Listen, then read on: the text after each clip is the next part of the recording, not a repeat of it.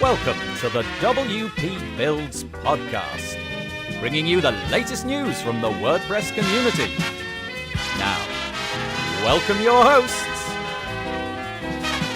David Wormsley and Nathan Wrigley. Hello there and welcome to episode 95 of the WP Builds podcast. This episode is entitled, What Do We Do When a Client Asks for Something We've Never Done Before? And as usual, David and I will add our usual lack of content so that you've got no idea how to solve these problems. But we'll do that later. This episode was released on Thursday, the 27th of September, 2018. My name's Nathan Wrigley from pictureandword.co.uk, a small web development agency based in the north of England. And as I said, I'll be joined a little bit later by David Wormsley from davidwormsley.com. There's no interview today, so there's no guest. It's just the pair of us, which is quite nice, actually, for once in a while. Please, if you'd like to spread the word about the WP Builds podcast, the best thing I suppose you could do would be to go to the wpbuilds.com website and click on the buttons underneath, particularly the iTunes button. My understanding is that helps us, especially if people leave us nice reviews. So please do that. Or you can go and share it on Facebook and all the other various platforms that we've all got. But the buttons underneath the podcast players is very, very helpful indeed. We've also got on the website itself, if you look at the navigation at the top, we've got wpbuilds.com/deals, where you can avail yourself of loads of deals, 20% off Toolset, 20% off Blog Vault and Malcare, 25% off Main WP, various other plugins as well. So go and check those out because they're changing fairly frequently. The other one to say is wpbuilds.com/webinars. /webinars, it's plural.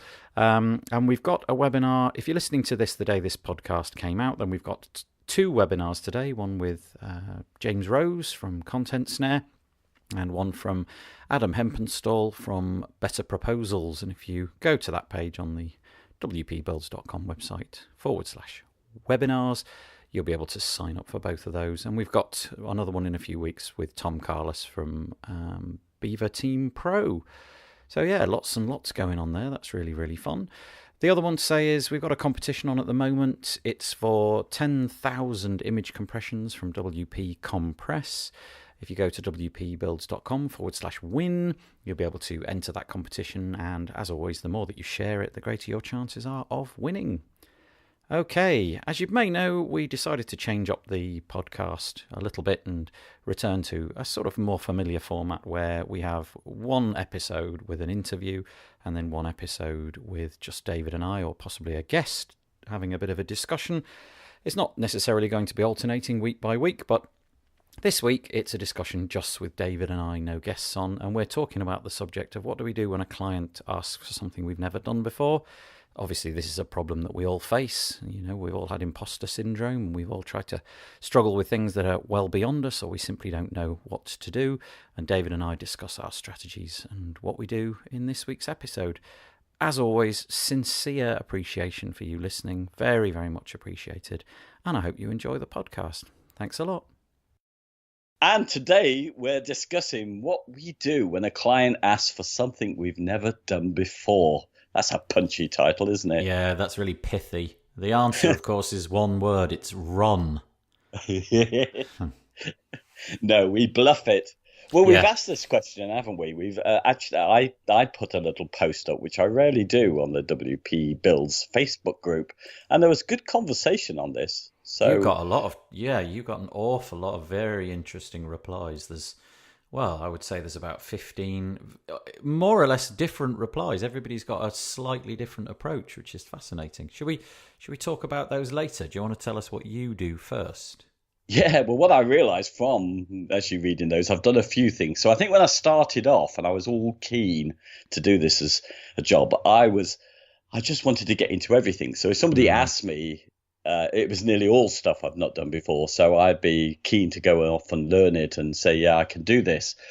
Fortunately, no one really took me up on that stuff anyway. So I got away with it. But now I'm a bit more cautious because I think I'm happy in what I do at the moment. So if it's out of my comfort zone, I'm more inclined to send someone off or if it's the kind of job which comes in, which is an add-on to something I would do, say like booking platform or something that needs to be in for B&B services, I think I might be inclined to say to them, would you buy some discovery time while I go and research this for you? Because I might be best to do that for you, but I don't really know. That's what I think I would do.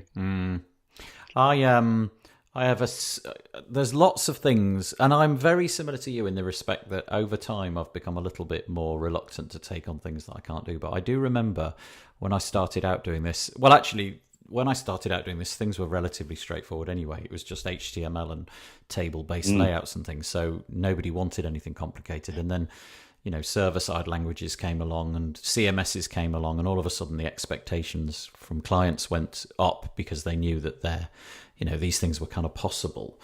There's been quite a few occasions where it's been really obvious that there's no way on earth I could achieve what they're asking for. And of course, if that's the case, I just tell them, no, I can't do it.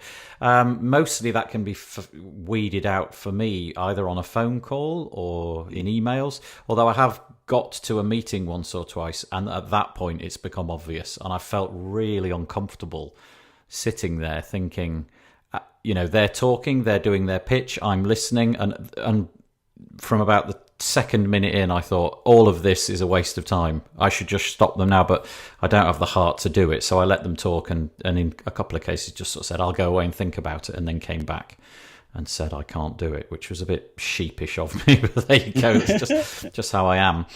But nowadays, I understand what I'm capable of quite well. And if I can fully understand what it is that I might be needing to do, I'll snap their hand off and say yes. If I've got an inclination, I could try doing it this way, then I'll probably say yes as well.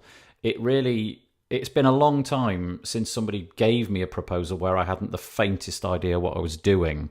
Because for me, it's more about websites. It's just often it's brochure and things like that. So nothing particularly hard, but occasionally you get the odd interesting thing. And if I can sort of see the light at the end of the tunnel, I'll take the approach that this will be a bit of a learning curve, and I'll give it a go. But as we're about to find out from all of these folk and their comments, there's all sorts of people who've got processes in place and ways of doing paid discovery, and I don't do any of that stuff. I just kind of work on my gut and think, yeah, okay, I'll do it, and then just wrap it up in the proposal and think I'll learn on the way. It's just part of the project. I'll add several hours because I think it'll take me several hours to learn what is required, and off we go.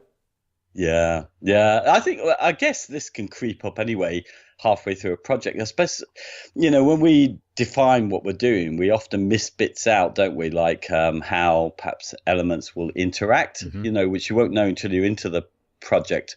And it's at that point when somebody can say to you, I've seen this really cool thing that happens with this drop-down menu or something. Can I have that? The thing that worries me most is kind of like custom post types and fields and relationships between fields, those kind of things, and putting things that are related to these things on these pages. I was really comfortable with that in Drupal. I could pull that off trivially, but in WordPress, I still find some of that a little bit interesting sometimes, and I have to be careful about what I'm promising and what I can actually deliver. But things like pods and toolset and ACF with Beaver Thema, they increasingly make it just as easy as it ever was with Drupal for me. Yeah. So actually, I've just been doing a project where I did put them on Discovery, and I'm quite excited about it actually, and I'm pleased I did it because it's a kind of I'm building a membership site. Without a membership plugin or? Yeah, using the Beaver tools, Beaver Thema conditionals to hide and show content, and playing around with what WordPress can hide and show and stuff, and it's really interesting. But I'm pleased in that case that I charged them some discovery time. And what was interesting through doing it and reporting back what I'd learned, they said, "Do you want some more discovery time, or shall we book you to start?" And it was quite nice of them.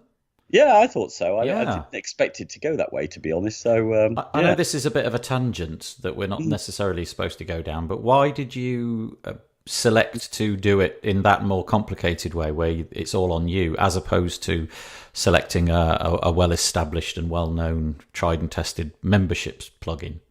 Well, that was the thing. There's just so many. Oh, okay. I just could see that with what they wanted, it was going to be quite custom. So I wanted tools that I knew how to use. Yep. So the design layout. So I thought if I really ignorance again there, I thought this might be an easy way to get out of it rather than go searching through all these routes and then bumping up against sort of some of the complexities or some of the limitations of these plugins. So yeah. Well, that was exactly how it was for me in Drupal. Every time that a problem like that would arise, you'd always have to think out the box. Sometimes there might be a module, aka a plugin, that would satisfy, but more often than not, you'd end up figuring it out by using things like the views module and so on. But in WordPress, I've kind of got into the habit of going out and finding a plugin, and I do like it when I figure it out myself. I get a real sense of achievement, and it's rather nice. And I like the fact that membership site that you're about to build, you will have absolute control over what's done. You'll have absolute knowledge of how it was achieved, and you'll have knowledge about how to extend it beyond what the plugin offers in the future, which is really fabulous. Yeah, that's exactly really why I wanted the tools that I knew, and it just suddenly excited me that I was doing something different with the same tools, or tools that had just added something new to it. In our case, Beaver Thema just added these conditional displays, and it's just come out, at the same time. Only somebody. Sorry, I thought you'd finished there. I was going to say only somebody working with computers can kind of understand that really enjoyable feeling that you get when a little problem that you couldn't figure out is suddenly laid bare before you and you work it out. And often there's a horrible road getting there and you bang your head a few times. But it's really nice when you figure something out. You smugly sit there thinking, like, I'm a rock star. I've worked out how to do this ridiculously boring thing. I know. Shall we have a look what our Facebook friends have been saying about this? Yeah, I don't know how we could link to this. There is a permalink, obviously. What I mean by that is I can't think of a clever way of saying out loud how to find this Facebook thread, but it was posted by David in the WP Build Facebook group on the 20th of August 2018. So I don't know if there's a way of filtering in the Facebook group by date, but David wrote, "What do you find folk do when a client asks for something you've never done before and don't understand the pros and cons of what's available?" And what did they say? They said, well, who are we going to pick out? And we're going to butcher everybody's names here. Instantly, I'm looking at Stefan Bergeron. Yeah, well, let's go for Bergeron, yeah. Because he says he'll do some testing. Sometimes he'll purchase the product and might be, so he does a lot of tinkering around. So I think a bit of discussion went on. So I think he just gets, like I would in the earlier days, I think I would just go, ooh, a learning opportunity, learns it, and then covers the costs, doesn't he, as he in future projects. I wonder if that means that he goes, let's say, for example, in the event of being offered a membership site, would Stefan Bergeron, would he go out and buy a whole multitude of membership plugins and test them all and see which one fits best, and then think, well, I'll stash that one away for the future, even though I never used it? Or is it something slightly different? I know for my part, I've found myself doing this quite a few times. Rather than buy them, I'll go and do as much reading as I can around it and read all of the features and obviously work out what the client needs. And then my technique now is not to swallow that cost. My technique is to go back to the client and say, because I don't hide the fact that I'm using WordPress, and I don't hide the fact that if there's a commercial plugin which does exactly what they need, I'm going to recommend it. So I will then return to the client and say, look, I've looked at these 5 plugins for WordPress. They extend WordPress to do mostly what you need. We'll get 99% of the way there, whatever. You pick the one that you want, but I'm recommending this one. Absolutely, I'll put my hand in the air and say, that's the one you should go for. And what I quite like about that is when down the road, they might want to extend things, or they might suddenly say, well, why doesn't it do this? Then I've got this I've got this ability to turn around and say, well, because the plugin that you've bought, it hasn't been designed to do that.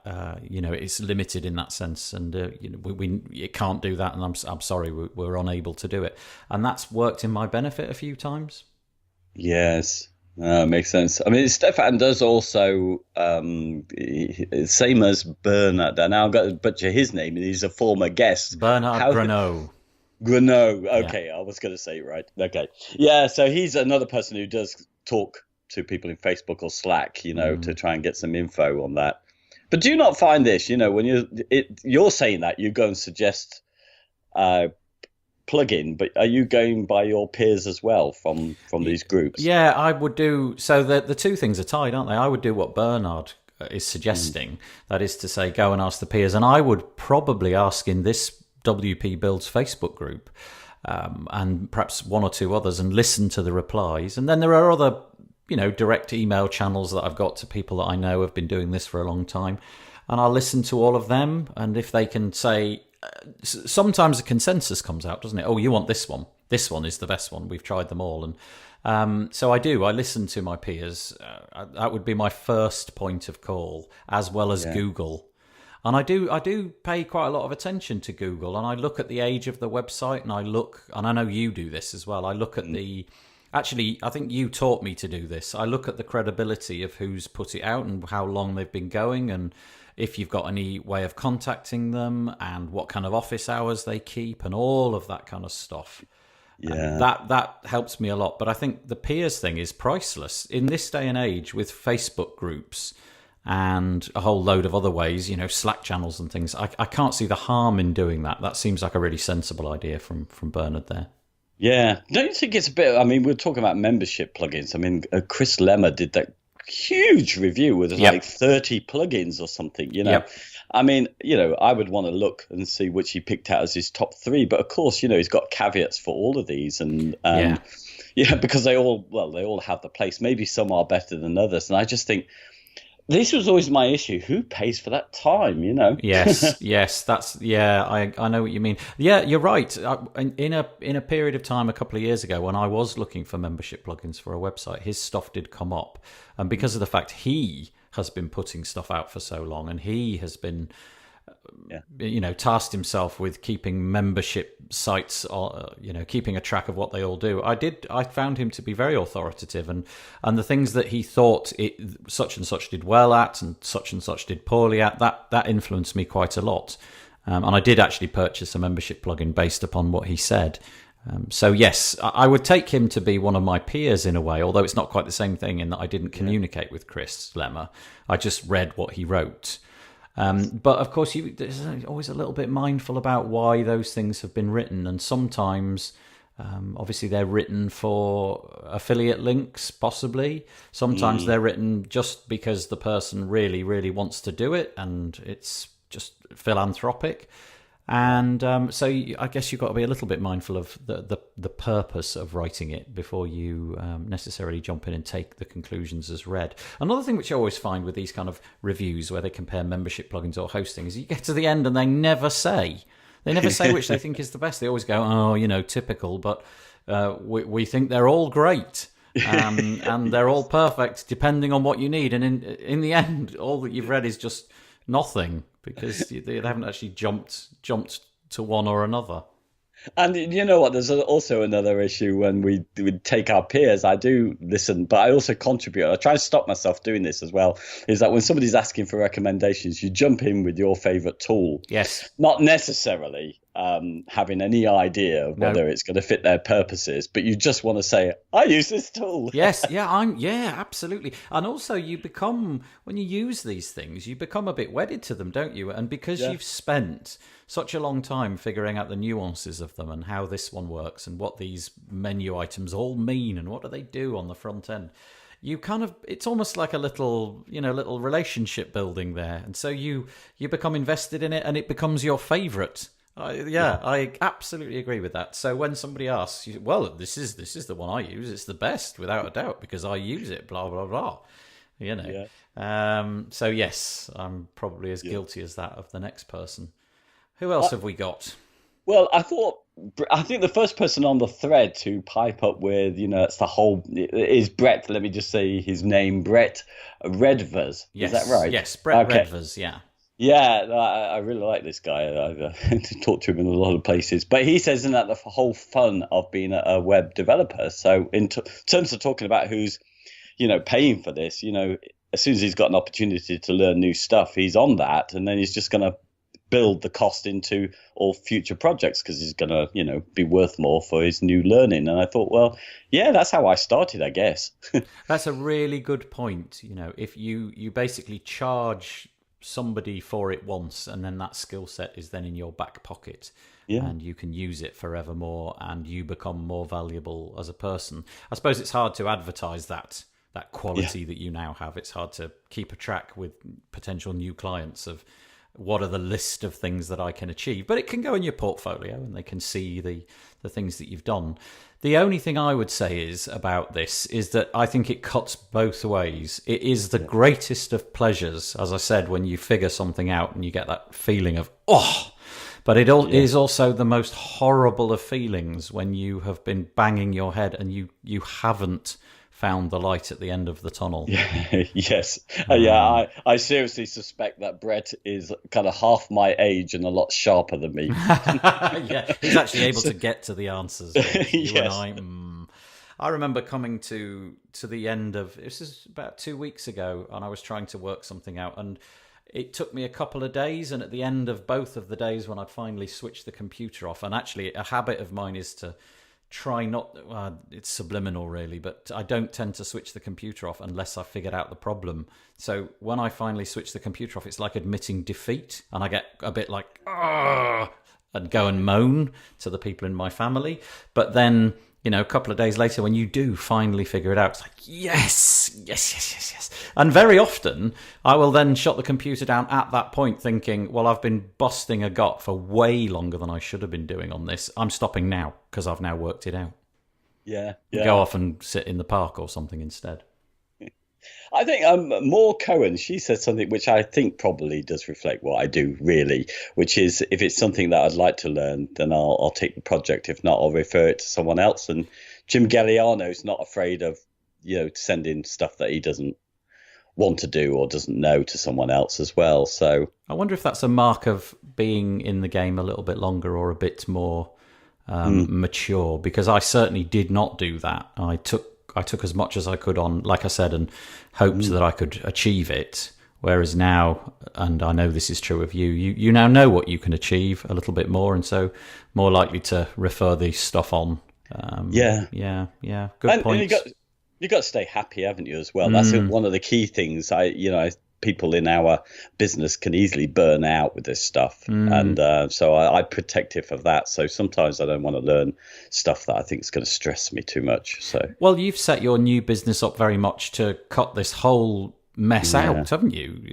In that your prospective new clients are all going to be. They're going to. Oh, excuse my stomach there. I don't know if you caught wind of that. Oh, literally, yeah, it was my stomach. Yeah. That's really thrown me. Let me just give myself a moment to come back together. Apologies, dear audience. I've completely lost the thread of what I was going to say there. Can you pick it up? Where did we go? I think you should just discuss your wind more. No, I was really in the middle of something that had a really lovely flow, and it's completely gone. Yes, you were talking about actually my model is about keeping it simple. Yes. And it is. You know what? The opposite to that though is our friend Clark Marshall as well, who says that he used to avoid stuff that scares him, and now he likes to kind of chuck himself in. Ooh, yes. I have been terrified by some of the things I've taken on before.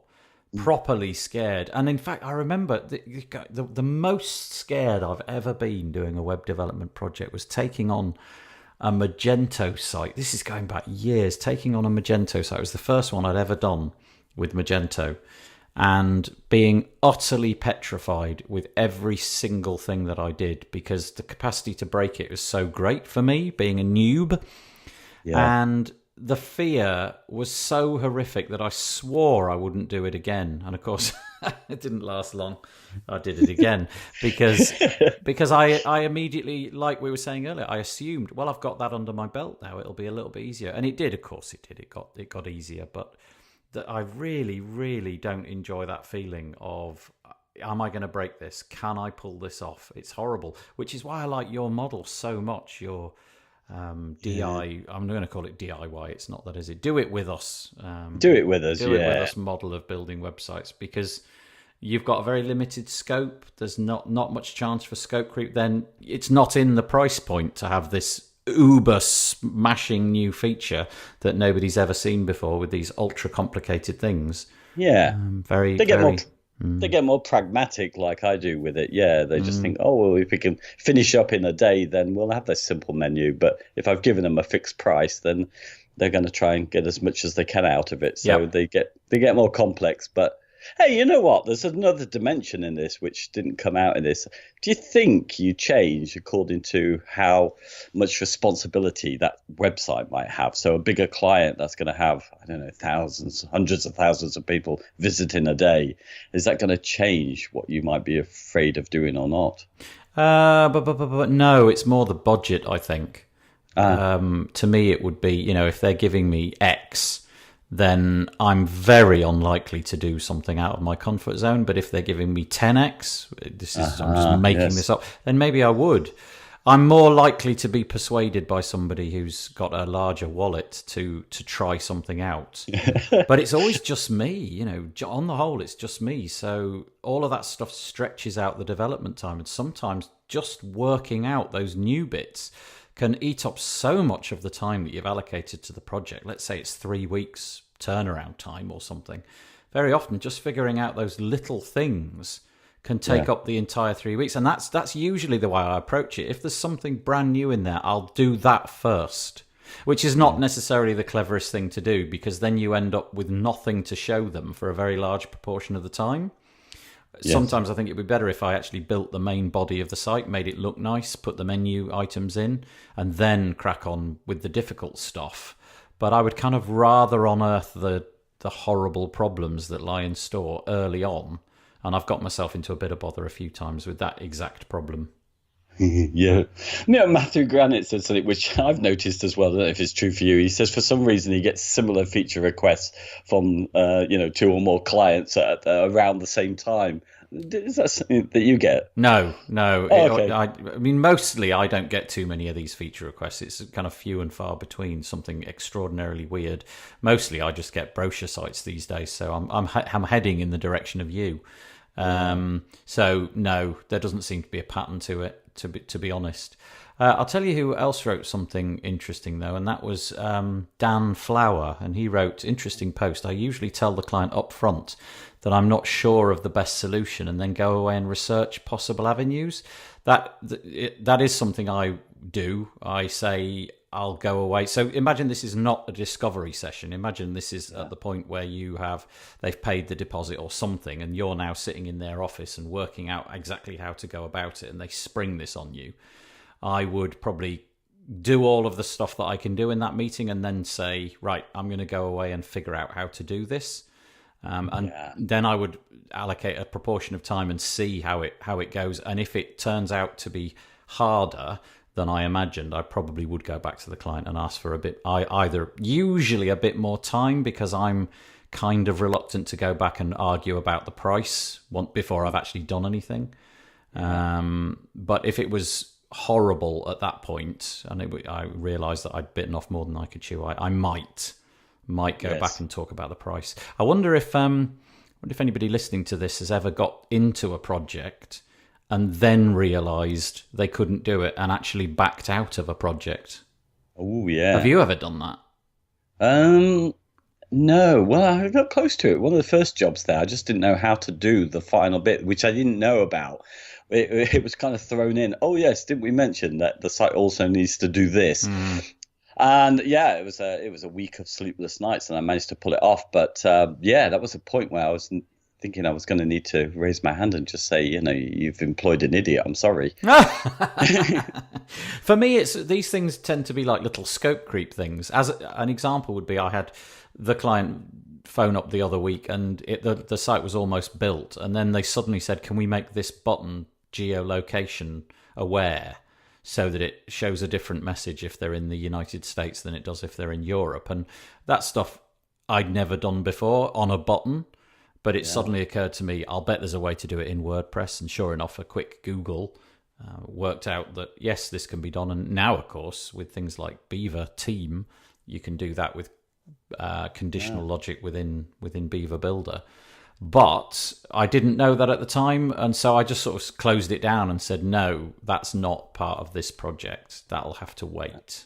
Sorry, we'll do that as something extra. And mostly I find that my clients are absolutely fine with that. So sometimes new things thrown at you in the middle of the project, I just bat away, not because I don't want to do it, but because this is the project that we agreed on and you're just adding extra things in. Yeah, that seems fair, doesn't it, on something like that? Yeah. You know, Peter said something which I guess is, in a way, similar to what Dan's saying and similar to my position. He said about needing to be clear with the clients what your skills are and, you know, to be most effective and let your the customers decide and that. And I do think there's an element of transparency in this, which is a hard one to... You know, what do you bother with a client with and how transparent you are on these things? I'm inclined these days as I get older and feel more sure of myself to just say, you know, I know this and I don't know this, you know, and not be fearful of the outcome of that. I think that's part of growing older, isn't it? Is to realise what you're capable of and realise the impact it has on your wider life if you take on things which are stressful. You know, in my case, there's other people in my house that I've got to think about, and if I'm literally putting holes in the front of my desk with my fingernails because I'm just bricking it, that's no good for anybody. So yeah, I completely agree. What always comes out of these kind of threads though in Facebook is that everybody's process is utterly different. Yes. You know, if you go to driving lessons or something like that, everybody's basically got the same process. We're going to teach you how to drive, and here we go, this is how to do it. But with this, nobody, not one of these people has got the exact same idea. And you and I don't have the exact same idea. And, you know, me and just about anybody else wouldn't have the exact same idea. My process is my process. It works for me. It doesn't accommodate everything. And I'm kind of hoping that I'll work out early on whether I can do something and take it on or say, no, go to somebody else. Yeah. Another thing, of course, which we haven't talked about is a lot of the time these days, as time moves on, a lot of these things can be kind of farmed out to like SaaS products and things. Yes. You know, as an example, something which might be annoying to achieve in WordPress might be something like a booking engine or something. And you could spend an awful long time going down the rabbit hole of, okay, there's this booking plugin and that one, and then there's 3 on Code Canyon that you probably don't want to touch, and and everybody's got an opinion about it.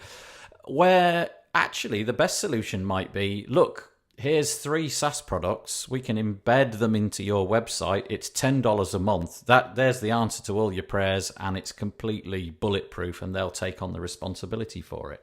I know it's not the WordPress way, but sometimes I think that is a good answer. Yeah, well, that's definitely the example of stuff that comes up multiple times. And I've mentioned this, I'm sure, that I've lost people through not having a good answer there. But again, it's another stretch. Are you the person who's going to look for those SaaS applications and test out and recommend? Because our clients are typically will want you to tell them which one to get. Yeah, that is, of course, the thing. And that's the same with me. I would expect, you know, if I go into a DIY shop or something, I just want them to tell me which thing to pick up and pay for. I don't want, oh, you could use this or use it. Yeah, I would hope that I would do that. And in the case of a booking platform, I know the one that I've ended up with. And I haven't tried them all, but the one that I have ended up with does everything I want. And I could spend all my money on booking platforms just to... So I use one to book the appointments for this podcast when we have interviewers on. And I found one that works absolutely perfectly. It's got a small amount of branding, which I could pay to remove. And I would happily recommend that to anybody. Equally, there are things inside of WordPress that I would happily recommend. But yeah, I'd like to think that I would give them this one, go for that one. But like I said, I quite like the fact that when I do that, It gives me a certain distance because they're paying for it. Let's say they buy a WordPress plugin or they buy a SaaS product. Ultimately, they made the decision, not me. I made a strong recommendation and said, I think this is what you want to do. Here is the list of the features. And when I give them the list of the features, I will not give them a copy-pasted list of features. I'll give them the URL so that it's definitively what the site is offering. It's not kind of what I cobbled together. Then later down the road, if things go pear-shaped in that it doesn't have the one killer feature that they need, I can easily say without any fear of guilt, okay, that's the one you picked. Let's go find another one. It doesn't have what you want, and then we can begin that whole process again. Yep. Well, I think we've done this topic, haven't we? I think so. I'm just scanning down towards the bottom of the post. You've actually contributed a great deal here. There are apologies to anybody who contributed to this, whose names we didn't mention, but really, really interesting stuff. We've all got a totally different approach to it. Yeah. And of course, this job would be ultimately boring if we were never given something brand new to do. We do probably like to have the odd new thing here and there, but too many new things is a little bit horrible. I agree. I think we've probably done this subject. Yeah, and our new format, this is the first time we've recorded, actually, when we've not either gone into the interview or we've had a guest, so we have to creep out of this one. No, you're wrong. We've done one already. Have we done one already? Yeah. Oh, yes. Yeah, we did one. Wasn't that with Paul? Yes, we did one with Paul. We should probably at this point say that we sometimes record these podcasts completely out of order. And so it kind of feels like we haven't. But we have, yeah. The one with Paul was like that. So we have to say sayonara and bid farewell to everybody at the end of this. Normally, we would have had a little ending topic. And that does bring up an interesting point. The podcast, as a result of not having a beginning bit, an interview, a discussion, and an ending fact, they've ended up being quite a lot shorter. And this was very deliberate because it felt like, A, they were getting too long. So long, in fact, that they were kind of almost the length of like a feature film. And I was getting the feeling that maybe people weren't getting to the end. But I really would. We'd both really like to know whether it's too short, whether there's not enough value in it now. What do you think? So if you did get to the end of this and you've got any salient points you'd like to feed back to us, please do. I'm sure we'd be most receptive, whether it's slamming us and berating us for being so idiotic or saying, yeah, that's good, it's better. I can listen to that on my commute now instead of my commute over a period of 9 days. So, yeah, that being the case, please go to the wpbuilds.com website, click on all the links, share it on iTunes. We've got all sorts of links over at wpbuilds.com/subscribe. We've got lots of competitions at /win, and we've got loads of deals at /deals as well. And all I'm going to say, and I'm going to keep saying this over the next period of time, we've got quite a nice little prize thing coming up as well, but I'm not going to allude to that too much. I'll do more of that in emails and in the Facebook group. So, cheesy music's coming in. It's bye from me. And it's bye from me. Bye-bye.